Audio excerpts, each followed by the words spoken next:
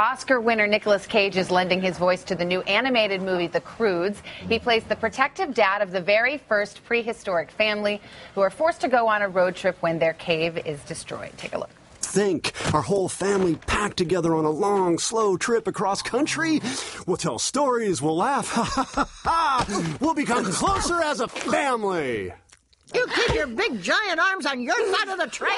You want me to turn this family around? Do you? Because I will turn this family around so fast. Dad, I gotta go. Come on, you can hold it. I don't think so. I'm not dying on an empty stomach. Grug. We're all pretty tired. We'll eat when we get there.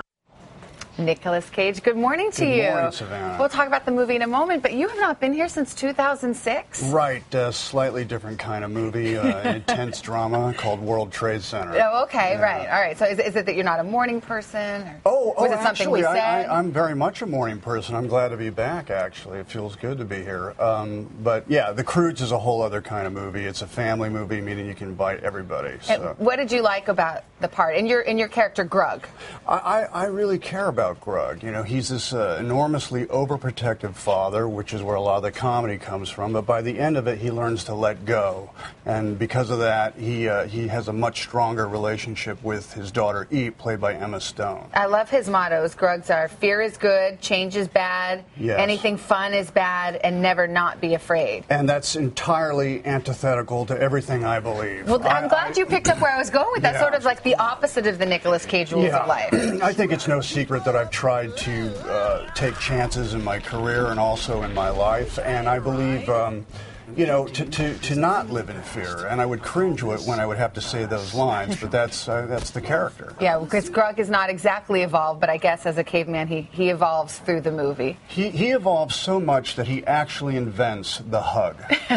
That's the one thing that Grug invents in the movie, and I'm quite proud of that. If you're going to have a claim to fame, that's a pretty good one. That's a good one. So part of his struggle is he's dealing with this very rebellious teenager. We had Emma Stone here the other day talking about her role. What a voice. Were you a pretty rebellious teenager? I was impossible. I mean, I'm amazed I'm still alive. I'm very thankful that I'm still alive, but I'm sure I was a huge cause of concern in my entire family. And you're a father now. Yes. So you brought your 7-year-old to see the movie? I did. Tough critic? Well, it's not that he's a tough critic. It's just that he's a connoisseur of animation.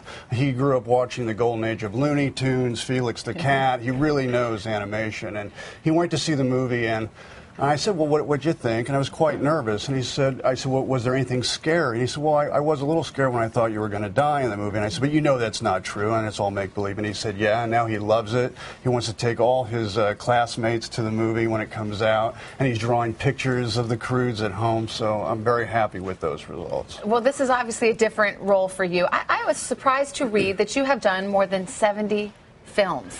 Yeah, I'm surprised to hear that, actually. It kind of went by like a big blur.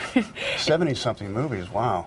And you're I'm only 49. I was going to say, you're turning 50 this year. I mean, this is a time that, are you kind of reflecting?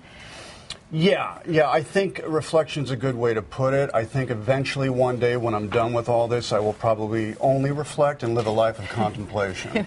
In the Mojave Desert? In the Mojave Desert. You had to get out of L.A.? Well, look, I live in Vegas. I'm proud of Vegas. I think there's a lot of great people there that really care, the people involved in the community, and it's a great school that my kids are going to, and I have a very simple life there. And I think the paparazzi might have chased me out of Los Angeles. Is it just a saner existence? For me. I mean, I have a simple life, and I'm a lot lighter because of it. You know, I get up in the morning, I drive my kid to school, I go home, I work out, I take my wife to lunch, then I pick my kid up from school, and that's it. And then I'm ready for the next movie. Sounds idyllic. Yeah. Is it true that you turned down Shrek? Yes, that is in fact true. But there was a report that it was because you thought the character was ugly. Well, that's got to be crazy. Well, the news said it was because of vanity. I think that's a bit strong.